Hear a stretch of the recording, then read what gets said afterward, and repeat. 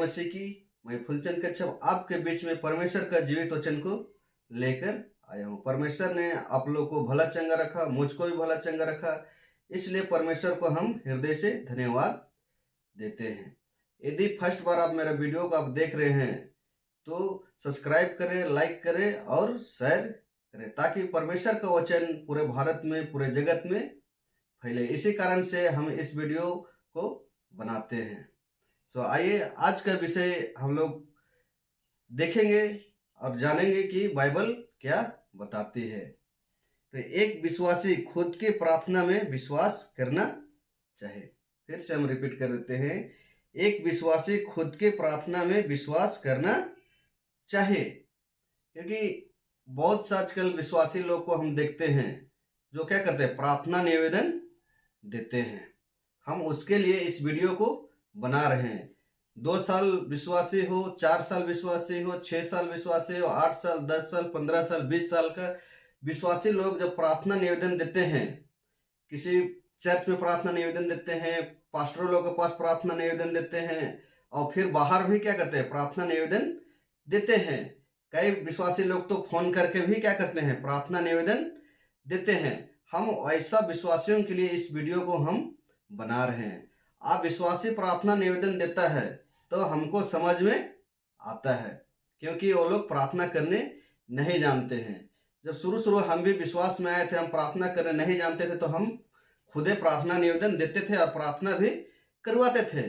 लेकिन जब हम जान गए, समझ गए और हम बाइबल को पढ़ते हैं तो हमको समझ में आता है। तो हम क्या करते हैं, आजकल हम क्या करते हैं, खुदे प्रार्थना करते हैं। तो हम ऐसा विश्वासियों के लिए क्या कर रहे हैं, ये वीडियो को हम बना रहे हैं। आइए सचमुच हम बाइबल में से आज देखेंगे कि जितना परमेश्वर के दास दासी हैं, सेवक हैं, वो लोग क्या किए, अपना परेशानी आया, समस्या आया, मुसीबत आया, तो वो लोग खुद ही प्रार्थना किया। क्या पाते हैं, खुद ही वो लोग प्रार्थना किया, किसी से प्रार्थना निवेदन नहीं दिया और नहीं किसी से प्रार्थना करवाया। ऐसा हम बाइबल पढ़ते हैं तो हम क्या करते हैं, वहाँ पाते हैं। तो आज हम देखेंगे हन्ना के विषय में। आप लोग जानते हैं, जब हन्ना के विषय में हम लोग पढ़ते हैं तो अपना बच्चा के लिए वो खुद ही प्रार्थना किया, किसी से वो प्रार्थना निवेदन नहीं किया, और परमेश्वर उसका प्रार्थना को सुनकर क्या किया, उत्तर दिया। तो इस बात को हम लोग जानते हैं। हम रेफरेंस बता देते हैं, आप लोग खुद ही क्या करते हैं, खुद ही पढ़ लीजिएगा। तो पहला सामुएल 1:27 में है, जो हन्ना के विषय में लिखा गया है। क्या कि पहला सामुएल 1:26-27 में आप देखेंगे तो वहाँ क्या कहते हैं, वहाँ परमेश्वर के हन्ना के बारे में वो क्या किया, हन्ना के बारे में वहाँ बताया गया है कि परमेश्वर उसका प्रार्थना को क्या किया, सुन लिया। और हिजकिया राजा था, हिजकिया राजा भी जब बीमार था, वो रोगी हुआ, मरने पे था, तो वो भी क्या किया, जब वो खुद ही प्रार्थना किया, किसी से प्रार्थना नहीं करवाया हिजकिया राजा। तो हम इसका रेफरेंस बता देते हैं, आप लोग पढ़ लीजिएगा। यशायाह का पुस्तक 38 का 1 से हम 5 तक पढ़ेंगे, तो कैसे वो खुद ही प्रार्थना करता है, आप उसके विषय में आप जान सकते हैं। अब परमेश्वर उसका 15 वर्ष आयु फिर से क्या किया, बढ़ा दिया। सोच सकते हैं, खुद प्रार्थना किया और परमेश्वर उसके प्रार्थना को सुनकर 15 वर्ष आयु बढ़ा दिया। और हम लोग देखेंगे दाऊद के विषय में जानते हैं, दाऊद भी क्या किया, खुद ही प्रार्थना किया। जब उसको शाऊल मारने के लिए, घात करने के लिए खोज रहा था, तो कभी गुफा में छुप के प्रार्थना करता था, कभी जंगल में छुप के प्रार्थना करता था, और परमेश्वर उसको भी क्या किया, वहां बचाया। अगर हम लोग भजन संहिता 142 का 1 और 2 देखेंगे तो हम वहां पाते हैं कि कैसे दाऊद अब गिड़गिड़ा कर अपने सारे बातों को गिड़गिड़ा कर क्या किया है, उसके सामने रख देता है। सच सबको जो बात बताना था प्रभु के पास क्या किया, बताता है। तो ऐसा हम लोग भजन संहिता में हम लोग पाते हैं। हम लोग क्या पाते हैं वहाँ, कि हर चीज जो अपना समस्या जिसको बताना चाहिए और प्रार्थना करना चाहिए, वो परमेश्वर के पास वो क्या करता था, खुलकर बताता था। और परमेश्वर उसका बात तो सुनकर क्या करता है, उसको शाऊल से भी क्या, शाऊल राजा घात करने का खोज रहा था और वहां से उसको भी क्या किया, बचा लिया है।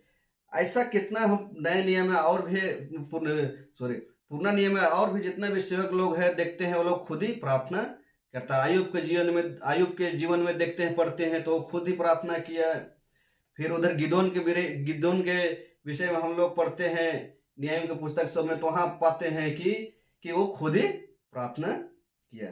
अगर हम लोग नया नियम में आएंगे तो नया नियम में भी क्या किया, जब समस्या आई, परेशानी आई, तो लोग खुद ही प्रार्थना करते थे, यीशु मसीह के चेला लोग। अगर हम लोग पतरस और यूहन्ना के विषय में हम लोग जानते हैं, जब वो यीशु मसीह के बारे में बोल रहे थे, बता रहे थे, तो लोगों को क्या कहा जा रहा था कि यीशु मसीह के बारे में ना बोलना और ना ही बताना, ऐसा वो लोग को धमकी दे रहे थे। तो ऐसा पीरियड ने भी परमेश्वर के पास वो लोग क्या किया, बात को रखा, क्या कि वैसा पीरियड में भी बात को रखा। और हम लोग सचमुच यहाँ हम लोग जानते हैं, अगर वहाँ पुस्तक को हम लोग पढ़ेंगे तो हम लोग जानते हैं। आइए हम लोग प्रवृत्तियों की पुस्तक 4 का हम लोग 29 पद पढ़ेंगे। अरे जो स्क्रीन में आएगा आप लोग भी क्या करते हैं, देख सकते हैं। तो यहाँ लिखा हुआ है, अब हे प्रभु उनकी धमकियों को देख। क्या कर रहा है, हे प्रभु उनकी धमकियों को देख। जब वो लोग को धमकी दे रहा था, सीधे बात किसके, प्रभु के पास रखता है और लिखता है, और अपने दासों के यह वरदान दे कि तेरा वचन बड़े हियाव से सुनाए। क्या लिख रहे हैं यहाँ, तेरा वचन बड़े हियाव से सुनाए। तो सचमुच फर्स्ट कलीसिया का, आरंभ कलीसिया का जो यहाँ पतरस और यूहन्ना सब थे, आरंभ की कलीसिया के लोग थे, ये लोग कैसा वरदान मांग रहे थे, वो वचन सुनाने का क्या कर रहे हैं, वरदान मांग रहे हैं। आज हमको और आपको भी क्या करना है, वचन सुनाने का वरदान मांगेंगे भी। क्योंकि हम देखते हैं आजकल थोड़ा कुछ क्या है, उल्टा हो गया। पहले आजकल का वरदान मांगते हैं, चंगाई को वरदान मांगते हैं, भविष्यवाणी को वरदान मांगते हैं, अन्य भाषा के वरदान मांगते हैं। ये सब क्या करते हैं, आजकल विश्वासी लोग वरदान मांगते हैं। मगर आप देख सकते हैं यहाँ आप लोग को स्क्रीन में भी आएगा ये वचन, आप खुदे देख सकते हैं कि वरदान वचन सुनाने के ही क्या कर रहे थे, ये लोग मांग कर रहे थे। और परमेश्वर उसको वचन सुनाने के क्या वरदान दे भी दिया। हालेलुया। क्योंकि आरंभ कलीसिया की क्या है, आरंभ के कलीसिया के ये सब क्या थे, लोग थे। और वहां से फिर जब ये लोग वचन सुनाने का वरदान दिया तो ये लोग क्या किया, उधर बढ़ते गए। कहा कि ये लोग फिर उधर 4 में भी देखेंगे तो उधर 3000 4000 ऐसा करके क्या किया, वो लोगों विश्वासी लोग के बढ़ते चला गया। तो वचन सुनाने का हमको और आपको भी क्या करना, वरदान मांगना है, ताकि हम परमेश्वर के वचन को और क्या करें, पूरा राज्य में फैला सके, दूसरों को बता सके। इसलिए क्या करना, वचन सुनाने का हमको और आपको क्या करना, वरदान मांगना है। यदि अगर हम पौलुस के बारे में देखते हैं, जब पौलुस यहाँ जब कांटा चुभाया गया था उसको, पौलुस को, तो 3 बार वो खुद ही प्रार्थना किया, किसी मंडली से प्रार्थना निवेदन नहीं किया। और पौलुस यीशु मसीह बोलता है, तेरा अनुग्रह मेरे लिए काफी है। तो सचमुच परमेश्वर का अनुग्रह हम लोग ऊपर में काफी है। सोच सकते पौलुस 3 बार खुद ही प्रार्थना करता है। तो आइए उसका हम रेफरेंस बता देते हैं। यहाँ दूसरा कुरिन्थी के पुस्तक 12 का 8 पढ़ेंगे तो वहाँ पता चलता है कि पौलुस खुद ही प्रार्थना किया, किसी से प्रार्थना निवेदन नहीं किया। हालेलुया। तो आइए और अब हम लोग वचन में हम लोग अब देखते हैं। तो हम लोग यूहन्ना की पुस्तक हम लोग निकाल लेंगे और हम लोग वहाँ पढ़ेंगे। क्योंकि यूहन्ना की पुस्तक हम लोग 1 का 12 पद को पढ़ेंगे।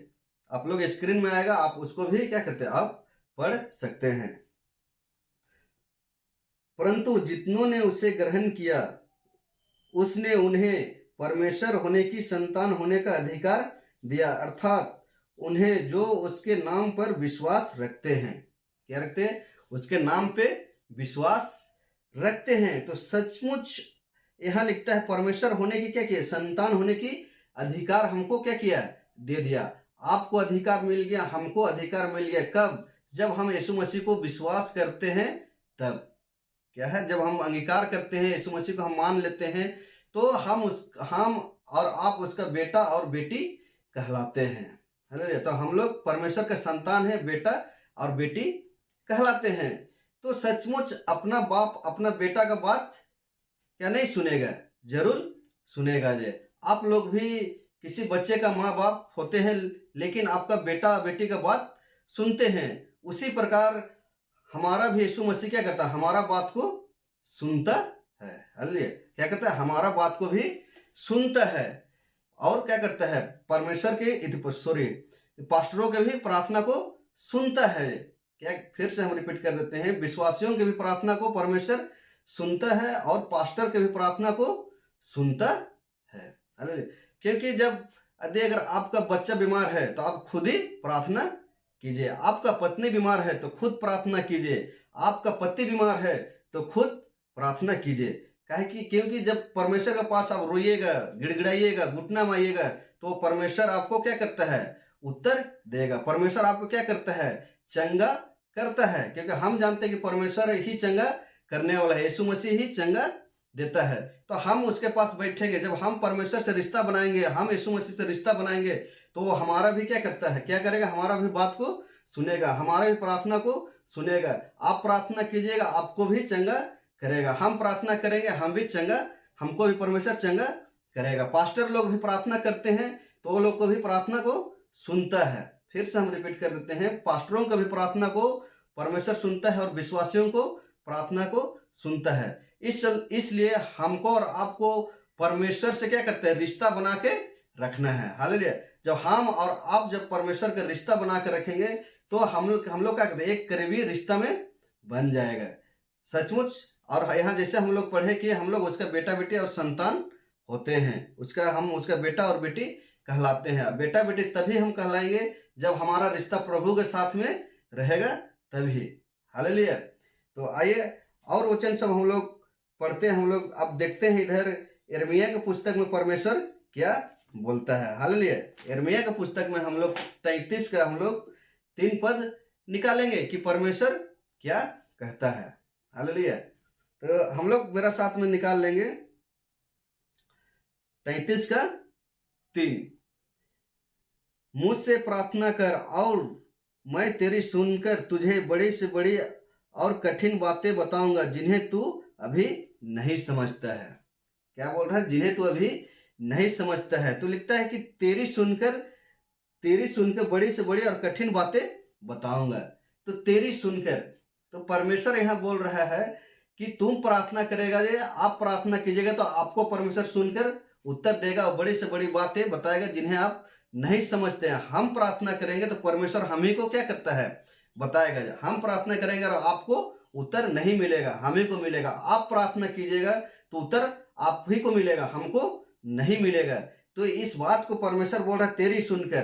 क्या बोलता है परमेश्वर, बोलता है तेरी सुनकर मैं तुझे बड़ी से बड़ी और कठिन बातें बताऊंगा जिन्हें तू अभी नहीं समझता है।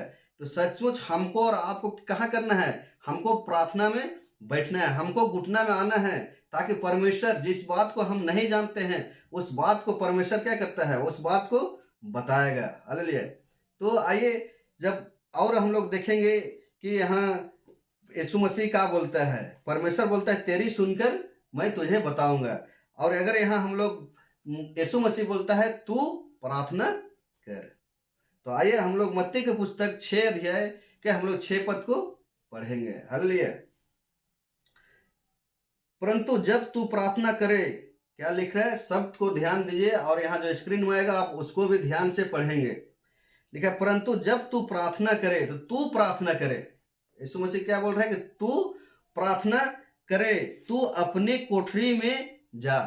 क्या बता रहा है, अपना चेला लोग क्या सिखा रहा है कि तू प्रार्थना करे और अपनी कोठरी में जा और द्वार बंद करके अपने पिता से जो गुप्त में है प्रार्थना कर। फिर से रिपीट करते हैं, प्रार्थना कर, तब तेरा पिता जो गुप्त में देखता है तुझे प्रतिफल देगा।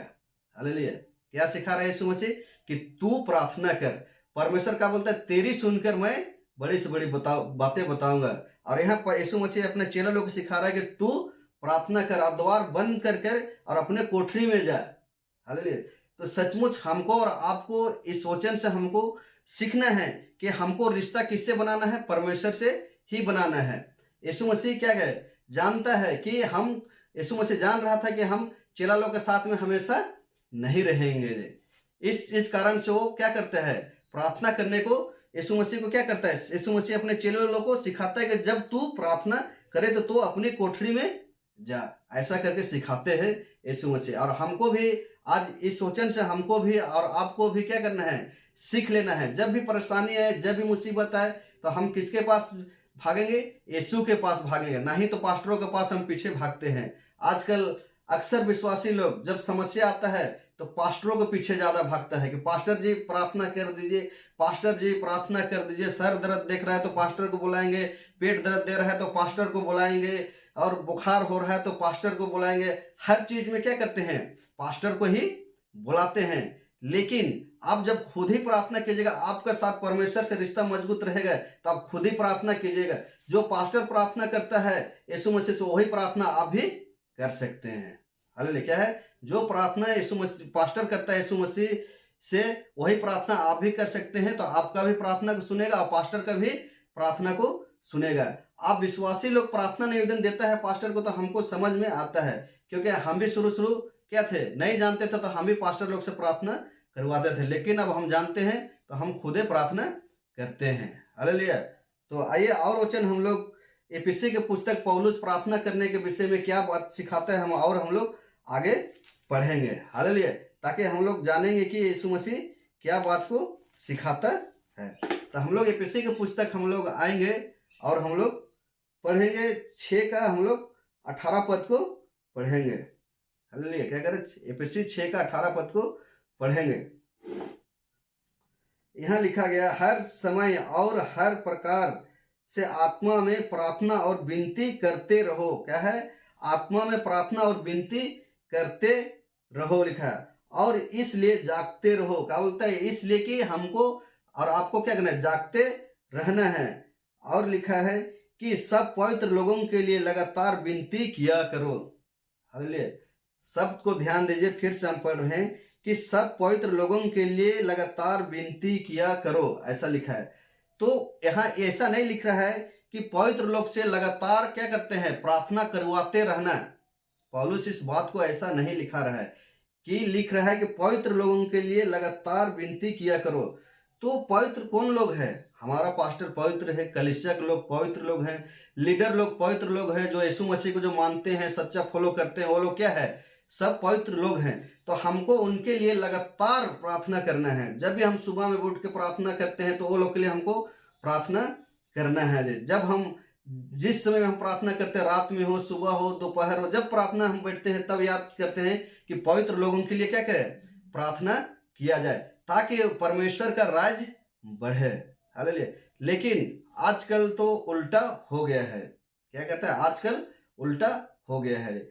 जब भी कुछ होता है तो यहाँ लगातार पास्टर लोग से ही प्रार्थना करवाते हैं। यह लगातार पास्टर लोग से ही प्रार्थना करवाते हैं। सर दर्द, पेट दर्द, बुखार दर्द, हर छोटा छोटा समस्या आती है तो सीधे पास्टरों के पास क्या करते हैं? पास्टरों के पास क्या करते हैं? फोन लगाते हैं। हालेलुया। क्या करते हैं? पास्टरों के पास ऐसा करके फोन लगाते हैं, ताकि वो क्या करते हैं? प्रार्थना हमारे लिए कर दे। मगर यहाँ शब्द को ध्यान दीजिएगा, सब पवित्र लोगों के लिए लगातार विनती किया करो लिख रहा है। और हम लोग क्या करते हैं? लगातार पास्टर लोग से ही प्रार्थना करवाते हैं।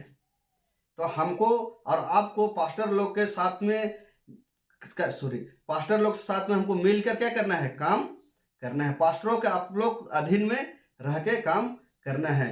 एक वक्त था कि पास्टर हमको क्या करते थे, जब हम नए नए विश्वासी थे तो वो हमारे लिए प्रार्थना करता था। हमको वो प्रार्थना करने को सिखाया, हमको बाइबल पढ़ने का सिखाया, हमको मजबूती किया। क्योंकि हम प्रार्थना करने नहीं जानते तो पास्टर ने ही क्या किया? प्रार्थना करने सिखाया, बाइबल पढ़ने सिखाया।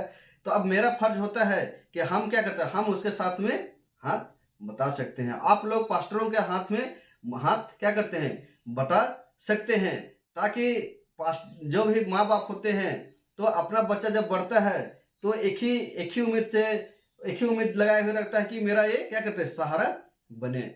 वैसे यीशु मसीह भी जब हम लोग छोटा थे तो हम लोग का हाथ धर के क्या करता है? सिखाता है। जब हम बड़ा हो जाते हैं तो यीशु मसीह भी यही उम्मीद रखता है कि मेरा बेटा और मेरा बेटी क्या करते हैं? मेरा काम करेगा। जो मेरा वचन जो वचन को, परमेश्वर के राज को, वचन को फैलाना था, वो मेरा बेटा और बेटी ये काम करेगा। ऐसा उम्मीद क्या करता है? परमेश्वर रखता है। यीशु मसीह ऐसा उम्मीद रखता है। इस कारण से हम लोग क्या किया है? अब तक बढ़ा कर रखा है, बचा कर रखता है। उसका दया और उसका अनुग्रह रहता है कि हम मर और मिट नहीं गए, क्योंकि हम उसका क्या करना है? काम करना है। हालेलुया। तो सचमुच यहाँ और नीचे पद हम लोग देखेंगे, 19 पद को हम लोग पढ़ेंगे। कई लोग बोलते हैं कि देखो पौलुस ने क्या किया, मंडली से प्रार्थना करवाया, विश्वासी लोग से क्या किया, प्रार्थना करवाते थे। तो किस कारण से पौलुस, पतरस ये लोग प्रार्थना कराते हैं, इसके बारे में भी हम लोग देखेंगे। हालेलुया। कई बार हम लोग सुनते हैं कि पतरस जब बंदीगिरी में था तो क्या मंडली के लोग उसको लौ लगा के प्रार्थना किया करते थे। तो किस कारण से, काहे के लिए प्रार्थना करते थे, इसको भी हम लोग देखेंगे। हालेलुया। क्योंकि वहां से मंडली के लोग प्रार्थना करते थे, तो वहां से बंदीगिरी में वो लोग रहते थे, पौलुस हो, पतरस हो, तो ये सब जब बंदीगिरी में रहते थे तो वहां से क्या करे कि वो लोग बाहर निकल के आए और क्या करते थे, उसका सुसमाचार सुनाए। जब भी वो लोग प्रार्थना करवाए हैं तो अपना सेवकाई के संबंधित से किया है, सुसमाचार सुनाने के कारण से किया है, वचन फैले, वचन बताने का, क्या बोलते, वचन बताने का भेद बता सके, इसके कारण से वो लोग क्या करते हैं, प्रार्थना मंडली के लोग से करवाते थे। तो आइए देखते हैं पौलुस किस बात के लिए वो प्रार्थना निवेदन देते थे अपना मंडली के लोग में। तो हम लोग इसी का वो एफएससी के पुस्तक 6 का 19 पद को हम लोग पढ़ेंगे। और मेरे लिए भी मुझे बोलने का समय ऐसा प्रबल वचन दिया जाए कि मैं साहस के साथ सुसमाचार का भेद बता सकूं। क्या लिखा है कि वचन दिया जाए कि मैं साहस के साथ सुसमाचार का भेद बता सकूं। तो सचमुच इस सुसमाचार का भेद बता सकूं, इस कारण से वो क्या करते हैं, प्रार्थना निवेदन अपना मंडली के लोगों के क्या करते थे, देता था। और मंडली के लोग पौलुस के लिए प्रार्थना भी करते हैं। यदि अगर हम लोग और थिस्सलुनी के पुस्तक, हम लोग दूसरा थिस्सलुनी के पुस्तक हम लोग 3 का 1 पढ़ेंगे, तो वहां भी इस बात को पौलुस बताता है कि किस कारण से वो प्रार्थना करवाता था। हालेलुया। तो हम लोग 3 का 1 पढ़ेंगे। यहाँ लिखा अंत में, हे भाइयों हमारे लिए भी प्रार्थना किया करो। पौलुस क्या बोल रहा है, हमारे लिए भी प्रार्थना किया करो कि प्रभु का वचन ऐसा शीघ्र फैले और महिमा पाए जैसे तुम में हुआ है। क्या बोल रहा है कि प्रभु का वचन ऐसा शीघ्र फैले। तो हम कल पहले, अभी थोड़ा इससे पहले क्या चीज बता रहे थे कि परमेश्वर जब भी वो लोग प्रार्थना करवाते थे तो सिर्फ क्या करते थे, वचन फैले, इसके कारण से वो लोग प्रार्थना करवाते थे। अगर हम लोग कुलसी का पुस्तक हम लोग 4 का हम लोग 3 आएंगे तो वहां भी हम लोग को लिखता है कुलसी के 4 का 3 में। तो कुलसी 4 का 3 हम लोग पढ़ेंगे और यहाँ लिखता है, और इसके साथ ही साथ मेरे लिए भी प्रार्थना करते रहो कि परमेश्वर हमारे लिए वचन सुनाने का ऐसा द्वार खोल दे। आप ठीक से पढ़ लीजिएगा, देखिए स्क्रीन में किस कारण से पौलुस प्रार्थना करवा रहा था। यहाँ लिखता है कि हमारे लिए वचन सुनाने का ऐसा द्वार खोल दे। तो सचमुच हम और आपको जब हम पास्टर लोग के लिए प्रार्थना करते हैं, हम उसके लिए प्रार्थना करते हैं, तो वो लोग वचन सुनाने का क्या करे, वचन सुनाने का क्या करे, द्वार खोल दे। क्योंकि पास्टर लोग भिन्न भिन्न जगहों में जाके क्या करते हैं, सेवकाई करते हैं, देहात में जाते हैं, शहर में जाते हैं। तो पास्टर लोग के लिए हमको क्या करना है, लगातार विनती प्रार्थना करते रहना है। हालेलुया। तो और हम लोग इधर हम लोग देखेंगे और हम लोग और बात को हम लोग सीखेंगे कि याकूब प्रार्थना के विषय में क्या बताता है। हालेलुया। क्या लिखते हैं, याकूब प्रार्थना के विषय में क्या बताते हैं, हम लोग और कुछ सीखेंगे। तो याकूब हम लोग 5 का हम लोग 13 और 14 पद को पढ़ेंगे। हालेलुया। आइए 13 को हम लोग देखते हैं। तो यदि तुम में कोई दुखी है, क्या लिख रहे हैं, यदि तुम में कोई दुखी है तो वह प्रार्थना करे। अब शब्द को ध्यान देकर पढ़ेंगे। लिखता है तो वह प्रार्थना करे, यदि आनंदित है तो वह स्तुति के भजन गाए। क्या लिख रहे हैं, वह स्तुति का भजन गाए।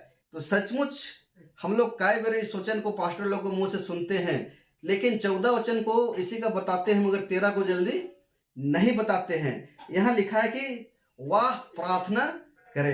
तो वह प्रार्थना करे कौन, जो हमारा समस्या है तो हम खुद ही प्रार्थना करेंगे, आपका समस्या आएगा तो आप खुद ही प्रार्थना कीजिएगा। इसलिए लिखता है वह प्रार्थना करे। और क्या लिखता है, और वह स्तुति का भजन गाए। तो सचमुच अगर आनंदित है तो वह स्तुति का भजन गाएगा, और बीमार में है तो क्या करे, वह खुद ही प्रार्थना करेगा। और यहाँ 14 में लिखा है, यदि तुम में कोई रोगी है तो कलीसिया के परचीनों को बुलाए और वे प्रभु के नाम से उस पर तेल मलकर उसके लिए प्रार्थना करे। तो कई बार बोलते हैं कि देखो यहाँ यहाँ इस वचन को उठाते हैं कि लिखा है कि परचीनों कलीसिया के परचीनों को बुलाए। तो आज के डेट में पास्टर लोग होते हैं, क्या है, आज के डेट में पास्टर लोग होते हैं कि हमको उसको बुला के प्रार्थना निवेदन करना है। लेकिन अब शब्द को ध्यान दीजिएगा, तो यदि तुम में कोई दुखी है मतलब यदि तुम में कोई दुखी है, यदि लिखते हैं यदि तुम में कोई रोगी है, तो ये अविश्वासी भी हो सकता है और विश्वासी भी हो सकता है। यहाँ शब्द को ध्यान दीजिएगा, तो यदि तुम में कोई रोगी है, तो जो 14 पद में लिखा है वो क्या है, अविश्वासियों के लिए है, और जो 13 पद में लिखा हुआ है वो विश्वासियों के लिए है। क्योंकि विश्वासी लोग प्रार्थना करने जानते हैं तो खुद प्रार्थना कर सकते हैं। और 14 में लिखा है कि पास्टरों को बुलाए और क्या बोलते हैं, परचीनों को बुलाए। तो ये अविश्वासी लोग हैं, क्या है, अविश्वासियों के लिए लिखा गया है। क्योंकि अविश्वासी लोग पाप भी करते हैं तो उसका पाप क्या होती है, क्षमा हो जाती है। अगर यहाँ लिखा है 15 में दिखते हैं, और विश्वास की प्रार्थना के द्वारा रोगी बच जाएगी और प्रभु उसको उठाकर खड़ा करेगा, और यदि उसने पाप भी किए हैं तो उनकी भी पाप क्षमा हो जाएगी। किसका पाप क्षमा हो जाएगा, आप विश्वासियों लोग पाप भी किया है तो क्या यीशु मसीह में जब ग्रहण करते तो वो क्षमा हो जाएंगे। कई विश्वासी भाई बहन लोग कहते हैं क्या विश्वासी लोग पाप नहीं करते हैं, तो हम फिर से आप लोग को बता देते हैं, अगर विश्वासी लोग अनजान में पाप करते हैं तो वो माफ हो जाता है। जानबूझ के विश्वासी लोग अगर गलती करते हैं और जानबूझ के गलती करते हैं तो उसका कोई माफी नहीं है। क्योंकि यहाँ बाइबल में हम लोग पढ़ते हैं, या इब्रानी की पुस्तक 10 के 26 और 27 में पढ़ते हैं कि जो जानबूझकर पाप करता है उसके लिए कोई दूसरा बलिदान नहीं है। हम आपको वचन का रेफरेंस वहां डाल देंगे, आप लोग पूरा पढ़ लीजिएगा। 26-27 में ऐसा हम पाते हैं, जानबूझ के पाप करते तो हमारे लिए और आपके लिए कोई बलिदान नहीं है। अनजान में पाप हो जाता है तो हमारे लिए क्या है, क्षमा हो जाती है, हमारे माफी है। हालेलुया। तो और हम लोग यहाँ 16 पद में इसी के देखेंगे, इसलिए तुम आपस में एक दूसरे के सामने अपने अपने पापों को मान लो और एक दूसरे के लिए प्रार्थना करो, जिससे चंगे हो जाओगे। धर्मी जन की प्रार्थना से प्रभाव से बहुत कुछ होता है। क्या लिखा है ये, कि धर्मी जन की प्रार्थना के प्रभाव से बहुत कुछ होता है। तो सचमुच आप क्या है, आप धर्मी हैं, हम धर्मी हैं। आपकी प्रार्थना से बहुत कुछ हो सकता है, मेरे भी प्रार्थना से बहुत कुछ हो सकता है। क्या कि यहाँ हम मानते हैं कि धर्मी जन की प्रार्थना से बहुत कुछ हो सकता है। तो हम जानते हैं, अगर इसी के विषय में एलिया के बारे में भी क्या किया, उदाहरण देके बताया है कि एलिया भी तो हमारे समान दुखी सुखी भोगी मनुष्य था, और उसने गिड़गिड़ा कर प्रार्थना कि मेघ ना बरसा, और 3.5 वर्ष तक भूमि में मेघ ना बरसी। हालेलुया। फिर उसने प्रार्थना की तो आकाश की वर्षा हुई और भूमि फलवंत हुई। तो हमारे जैसा और आपके जैसा भी क्या है, एलिया क्या कहता है, हड्डी और मांस के इंसान थे। और जब वो प्रार्थना किया तो उसका भी क्या है, प्रार्थना को सुना जाता है, क्योंकि वो भी धर्मी व्यक्ति था। लिखा है धर्मी जन की प्रार्थना से बहुत कुछ हो सकता है। तो सचमुच हम और आप क्या हैं, धर्मी व्यक्ति हैं। आपकी प्रार्थना से भी बहुत कुछ हो सकता है, क्योंकि आप प्रार्थना करेंगे, प्रभु के साथ में रिश्ता बना कर रखेंगे, तो आपकी भी प्रार्थना क्या करेंगे, सुनी जाएगी। जब आप भी बीमार में रहेंगे तो आपकी प्रार्थना करेंगे तो आप भी चंगाई हो सकता है। चंगाई परमेश्वर यीशु मसीह देता है। हालेलुया। तो और हम लोग पढ़ेंगे मार्कुस के पुस्तक, अगर हम लोग आएंगे और वहां भी हम लोग पढ़ेंगे तो हम लोग इस बात को क्या करते हैं, पाते हैं। मार्कुस के पुस्तक में 16 का हम लोग अगर उधर आप मार्कुस 16 का उधर 17-18 पढ़ेंगे तो वहां लिखा है कि बीमारों पे हाथ रखोगे और वे चंगे हो जाएंगे। क्या लिखा है, बीमारों के लिए हाथ रखेंगे और वे चंगे हो जाएंगे। तो सचमुच हम और आप जब दूसरों के लिए क्या करते हैं, प्रार्थना करते हैं और वो लोग चंगे हो जाते हैं, क्या करते हैं, परमेश्वर चंगा कर देता है। तो उसी प्रकार जब हमारा और आपके ऊपर में समस्या आती है तो क्या परमेश्वर हमको चंगा नहीं करेगा, हमको भी चंगा करेगा। जय हालेलुया। तो आप सोच सकते हैं कि एक उदाहरण